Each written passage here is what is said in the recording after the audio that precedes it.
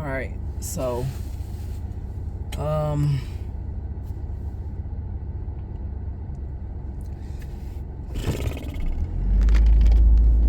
really feel like telling this story, but I'm gonna tell it because I feel like I need to tell it. So it was my birthday. I can't remember the year, but my mom had died in March. She died in March of this year, and then my birthday was in August. So what we at, 24? Had to been 22. So birthday in August. This will be my first birthday without her. So, I was definitely a little discouraged, but I said, you know what, I'm gonna wake up, because what I would have done is I would have went to the nursing home and I would have visited her. I would have brought her a piece of cake. Not saying I'm the greatest ever, but when she started living in the nursing home and things like that, I would have made it, because she loved birthdays. So I would have brought her a piece of cake and we would have celebrated together, because she wasn't mobile. She was in a wheelchair for a long time, so she wasn't able to participate and come with, me and my brother, or me and whoever I was with, to celebrate the day.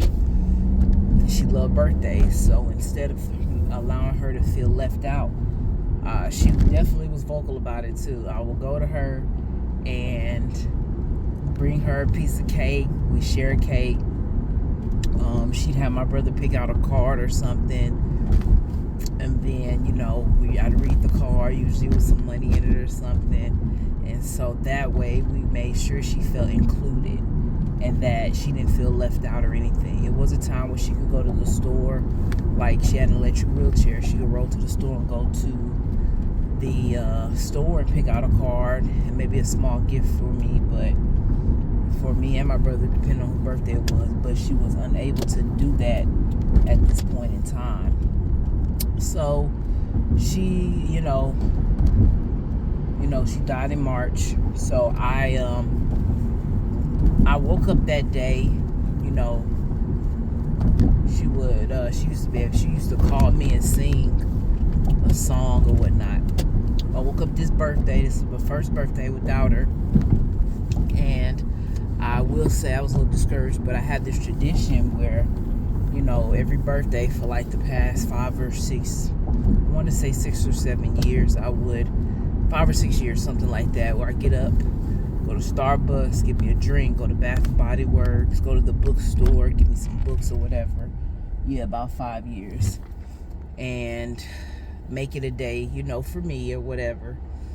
And then when I get back or whatever, if somebody brought me some gifts or something like that, or we was going to go somewhere, that will be done in the latter part of the day. But the first half, it will be me time. So I said to myself, you know what? I'm going to have this me time. I'm going to enjoy this me time. It won't be sad. I'm not going to allow myself to be sad. So before I left the house that day, I got up. I started studying. I did my little Bible study, my devotion for the day, for the morning. And I watched this video online. It got so good. He bringing my mood up just telling the story. I watched this video on YouTube, and it was specifically on the AOC Network YouTube channel. The video, baby, just because I'm going slow don't mean nothing to me. Bet you still be at the light. And I'm not cutting that out either, because at least I didn't curse. So,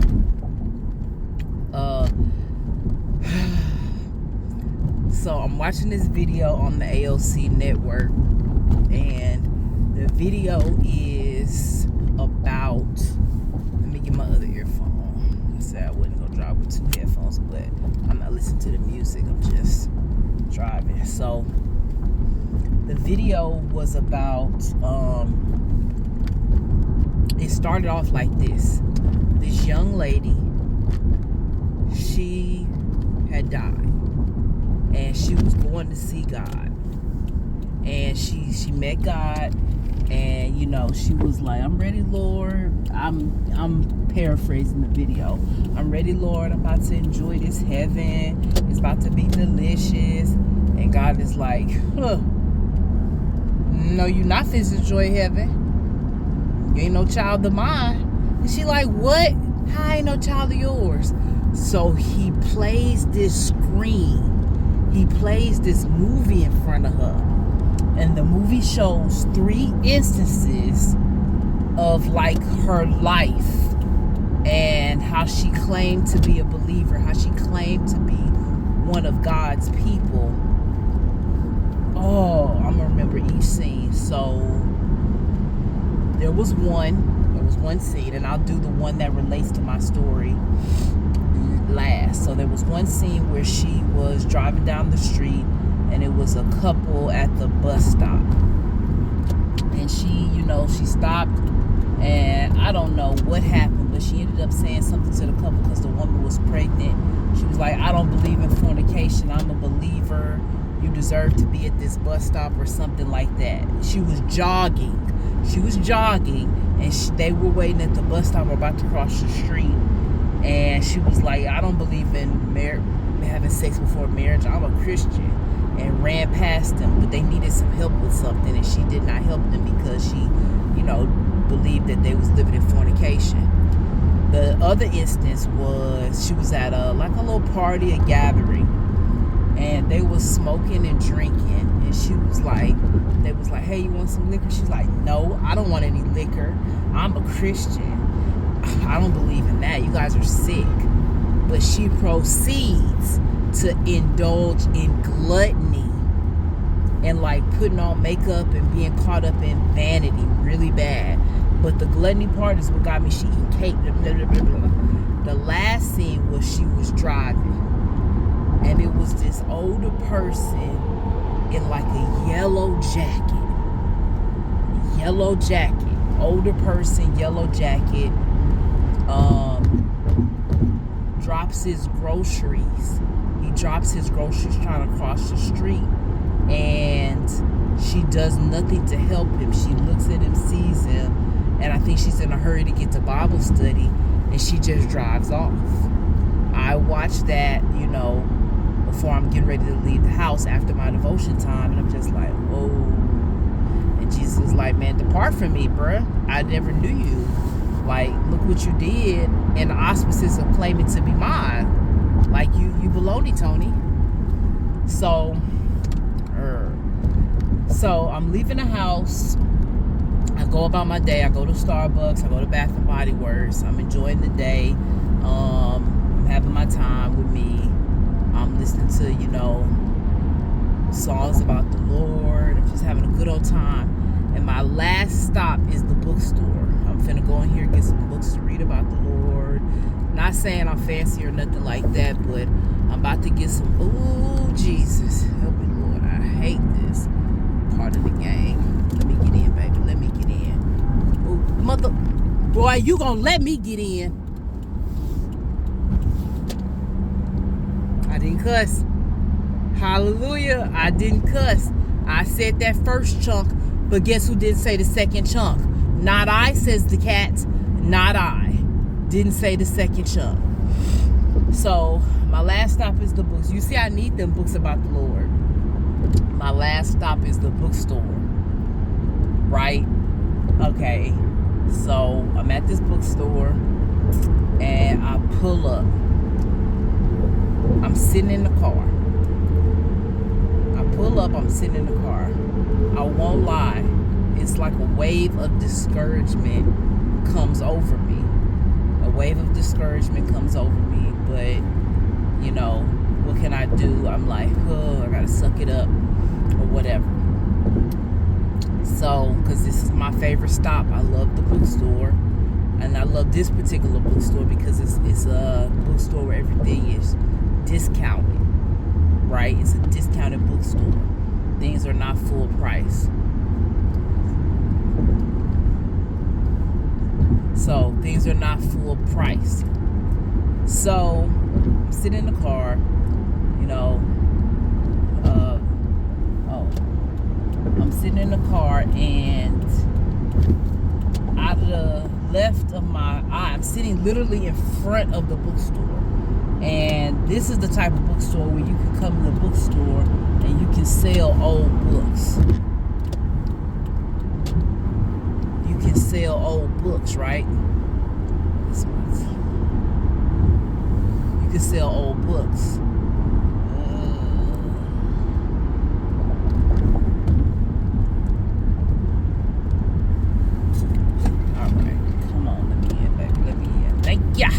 Thank ya.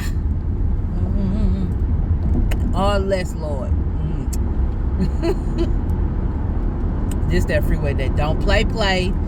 This freeway ain't about that play. 610 ain't about that play. You gotta be ready. So this is the bookstore, right? You can sell books. So plenty of times I've come here to sell books. So I'm sitting in the car trying to gather myself. And out of in front of the bookstore is part of like a shopping center. So there's a sidewalk. So to the left, to my left, I see this guy. And, he has some shorts on. It's raining, by the way. It's raining. He has some shorts on and a yellow raincoat. He got some shorts on and a yellow raincoat. At the time that this man is walking up, he has some shorts on, gray shorts. He's a white dude. Yellow raincoat. Right? And he has a box in his hand and a bag. A box and like a couple bags. I'm not really paying attention to him because I'm consumed with how I'm just like trying to pick up my spirits, because at what point of the day am I gonna go to the nursing home to bring my mama some cake? I can't, because she's not alive. So I'm in the car, like at each one of my stops I'm trying to gather myself, because that's what's missing out of the day. That's the piece that's missing, and it's my first time experiencing that missing piece from my birthday. So I'm sitting in the car, gray shorts, yellow raincoat. He's walking. I'm not paying attention to him fully. I'm just looking at the door of the store. I'm like, it's raining. I get out in a minute. I'm not even far. I open the door. I'm right there. So it's not going to get wet or anything. So I'm just sitting there looking, and the car's on. So it's crazy, because I'm like actually living it again. He's trying to open the door, and as he opens the door, one of the workers comes out of the door, and she closes the door. The man is trying to open the door with his hand, the box in the bag, but he drops all the books. He drops everything he's holding. It's all on the ground, and I'm expecting the lady that works there to help him pick the stuff up, because I'm still somewhat self-consumed. She doesn't. She just goes about her business. She actually looks at him, drop all this stuff, and she goes about her business. But by the grace of God, that video flashed back in my mind. Like, oh snap. Oh, Jesus ain't finna tell me to depart from me. Heck no.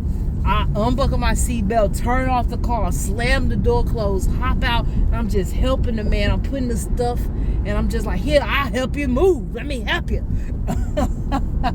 So I'm helping him. Yo, this is wild.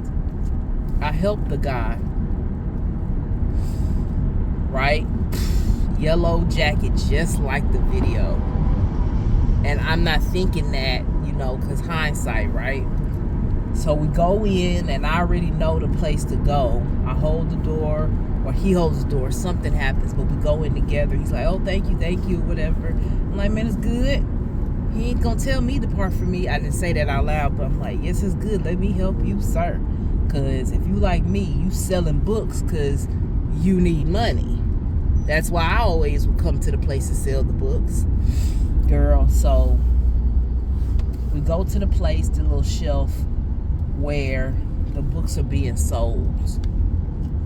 Well, the books, you can sell the books. What happens is you go there, the lady gathers the books and start counting it out. And like gives you an appraisal or whatever after you wait for a period of time. The amount of books that he had, the more books you have, the longer you have to wait, because each book has to be checked for condition and current value. And he had a lot of books.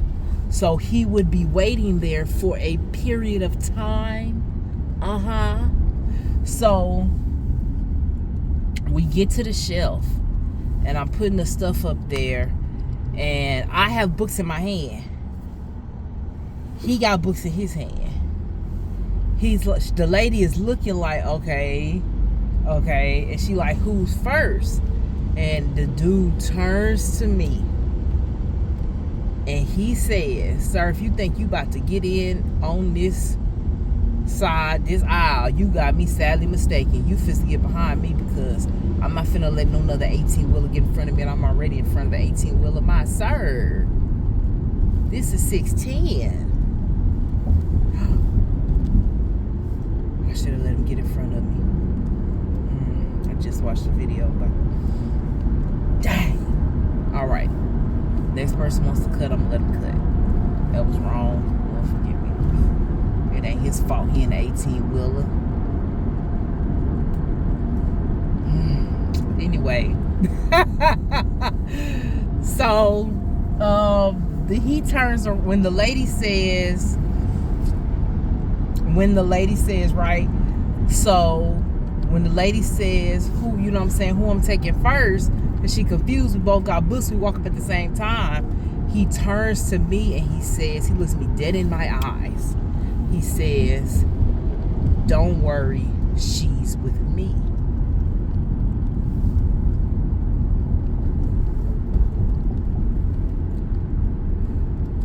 The statement penetrated my soul to the point where I knew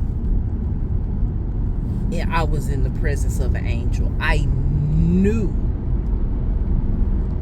that I was in the presence of an angel. Oh man, he got his emergency lights on. He ain't got no lights, no left hand signal. Got me feeling guilty for nothing. You want to get in, sir? Do you? Because at this point, everybody can get in. Anyway, I knew I was in the presence of an angel. That statement penetrated my soul so deep. Any normal person would say something like, ma'am, she just helped me with my books. It's me. Any normal person would say, ma'am, she just helped me with my books. It's me. You could help. You know what I'm saying? Why would he say I'm with her? Bruh. Why he said that, I know it was just to encourage me. It was just to encourage me, bruh. It was simply to encourage me. And when I tell you what an encouragement it was, I went, what happened? Somebody calling. Let me wait for a second. I called you 4 times before I made this recording.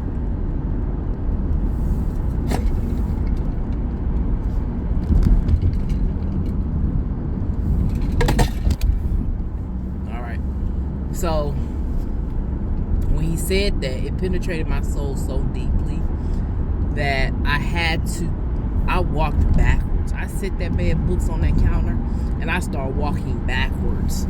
I am not joking. I start walking backwards because it messed with me so much that I knew, I felt it. Then things started coming together in the same exact way that the man on the video I had watched earlier, the same way he dropped his groceries is the same exact way. I'm talking about down to the mannerisms. that this man dropped these books. How I know? Because I went back and watched that video. Yellow jacket, yellow raincoat. Same way you dropped that. Same way somebody else passed you by. This lady passed him by. Don't worry, she's with me. I'm feeling alone. I'm feeling just like a motherless child. Don't worry, she's with me.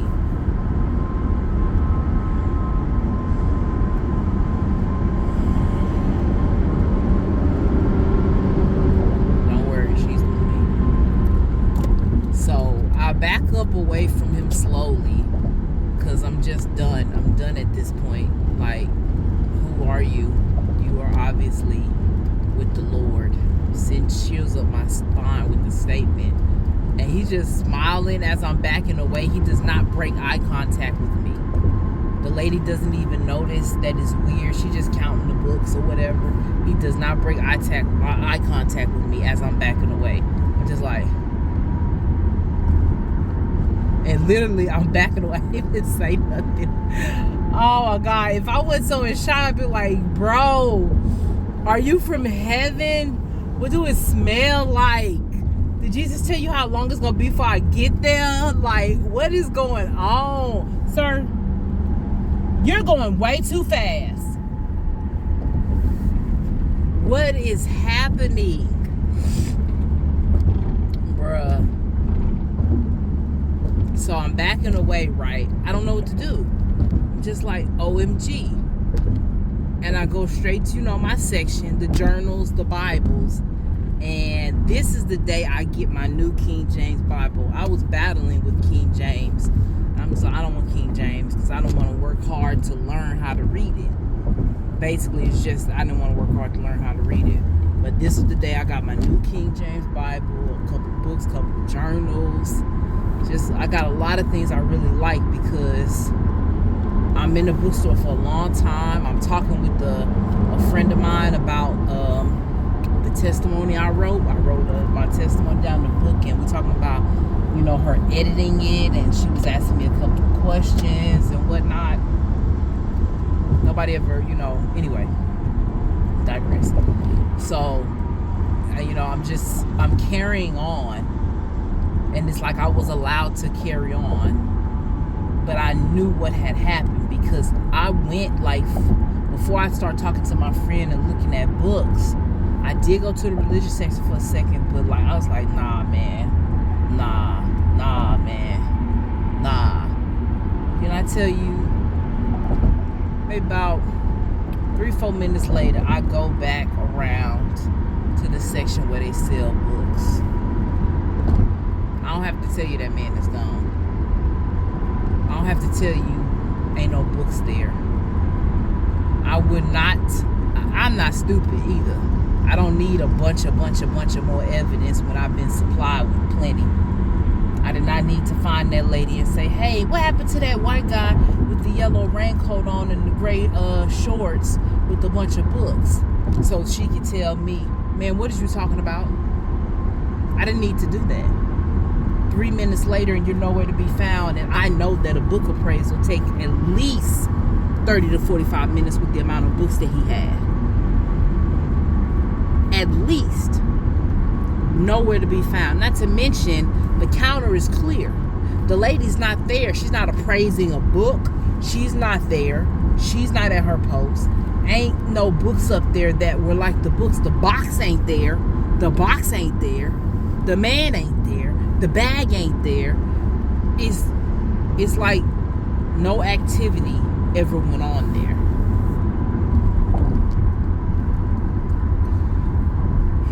So at that point, my friend calls, and I'm trying to, carry on a conversation with her. We get into the conversation, and we just talking or whatever. And it's just that whole day.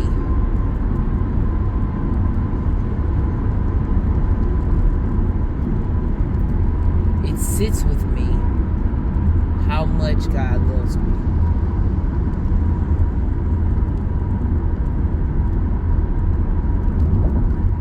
I didn't even realize I was so intent on being content, not having a hissy fit, not being mad at God, not feeling some type of way, not succumbing to the pity party, allowing myself to have the emotions that I miss my mother and I would like to spend the day with her. There's nothing wrong with spending my birthday with my handicapped mother in a nursing home. That's what I would normally do, and that's what I couldn't do. But God said, I'm going to give you a memory.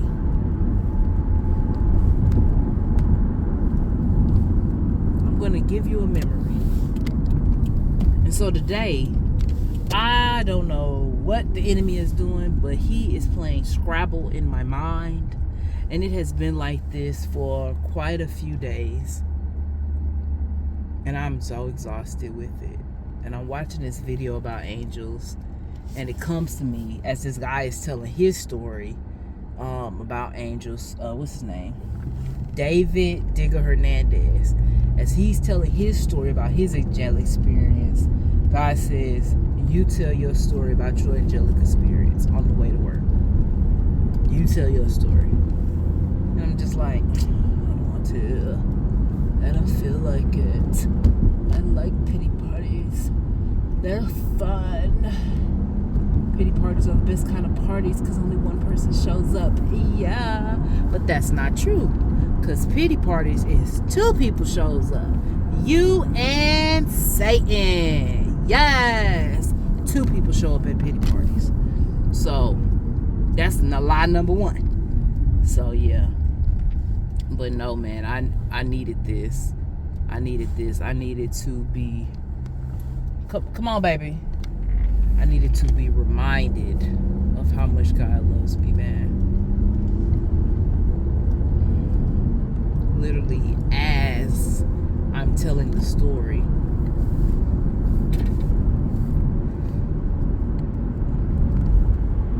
the depression and discouragement is being lifted, and I can feel the fight, I can feel the battle. But man, when I tell you,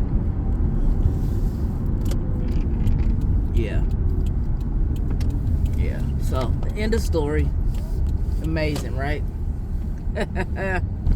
It's crazy.